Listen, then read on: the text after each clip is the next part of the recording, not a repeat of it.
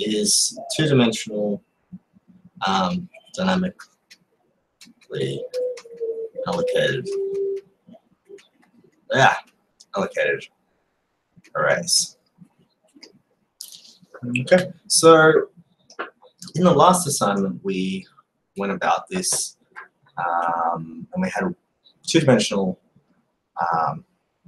dynamically allocated, but only one dimension was dynamically allocated. And now we want to look at two dimensions being dynamically allocated. I wonder if I can get it up there. Looks pretty good. All right. So there's a couple of ways we can go about this. And we can go for simplicity and potentially just, I want to step through, there's a lots of ways you can go about this, but I'm going to step through a couple of ways to go about this. And one of the ways is the ways that I suggested in the assignment, but let's have a look at this. So let's do the way we're doing in the assignment firstly. So let's say I've got int x, I've got int y, and I ask the user for printf, enter x, y, and then I scanf, no, losing my mind. Oh, that's not very good. So I scanf %d, comma, %d. So this expects there to be a comma there. And then I'll put this in the address of x, the address of y. Okay. So this is going to be the starting point for all of our dynamic arrays in this case. Okay. Now, what we want to do is pretty much what we did in the last assignment, but we want to dynamically allocate our rows this time. So in the last assignment, we had set amount of rows, but we had dynamically allocated columns. So we can go about this very similarly. Now, when we did this last time, we created. So let's just have a look at last assignment's example. So in the last assignment's example, we had something like int star w6. Okay, and this was an array of 6 pointers. Okay. Now, something to note is that we also have some pointer pointing to the start, and it has type 6. But if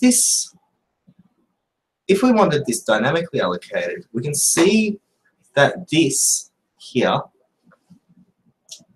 is of type int star.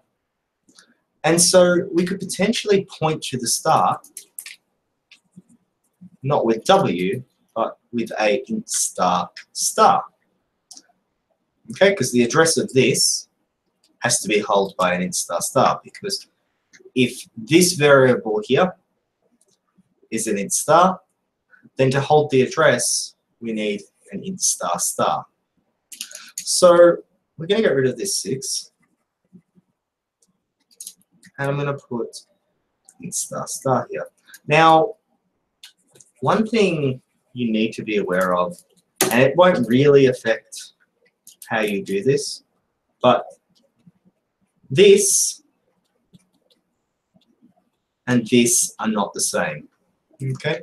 And they're not actually the same type. You can kind of, for now, just think of them as the same type. This gets kind of complex, the difference between these two. But when we have pointers and arrays, things start to get a little bit more difficult. So don't worry too much about the type here, but you have got a pointer to this, so it is of type int star star in some regards.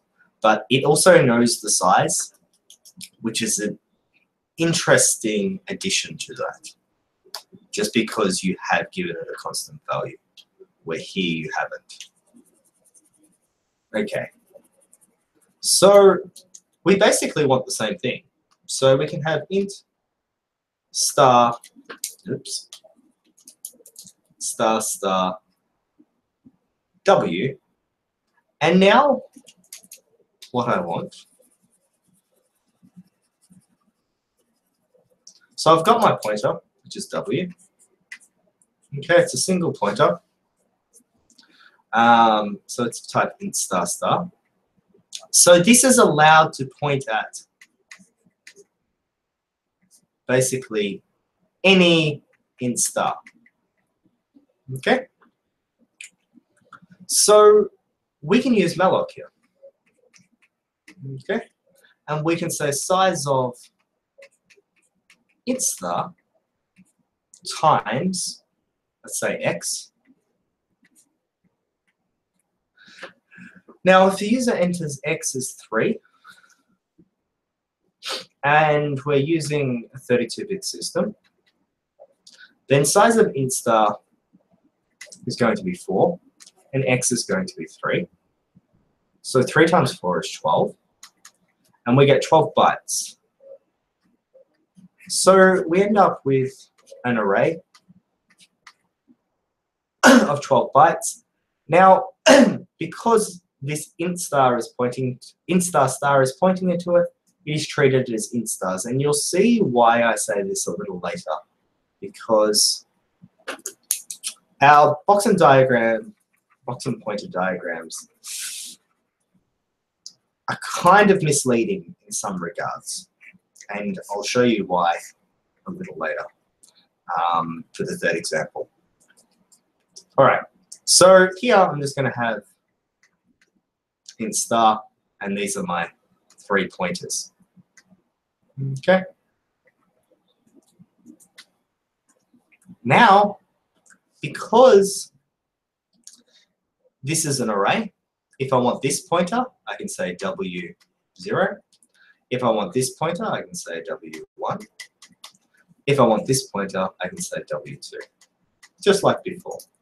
So now, I can quite easily do what I did in the first assignment and just go for, let's introduce an I variable. For I equals 0, I less than x, I plus plus, and we can go from here, we can just go w, I becomes malloc size of, and because these are int pointers, we want to be pointing at ints, and times that by y. Okay, so if the user enters y, let's say 4. Then each one of these will have 4.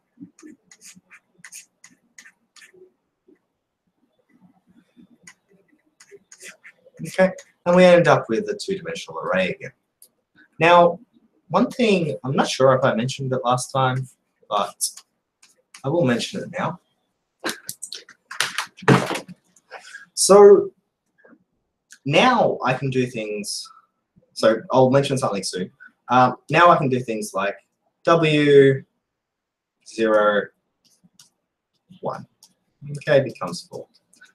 And this first one is looking at this, and we go 0, which is this one, and then we go here, and then we've got 1. Okay, so this still works. Okay, so with these brackets, and I'll show you how this works. I made a video earlier, but I just wanted to re-clarify some stuff because I kind of made a little mistake in it.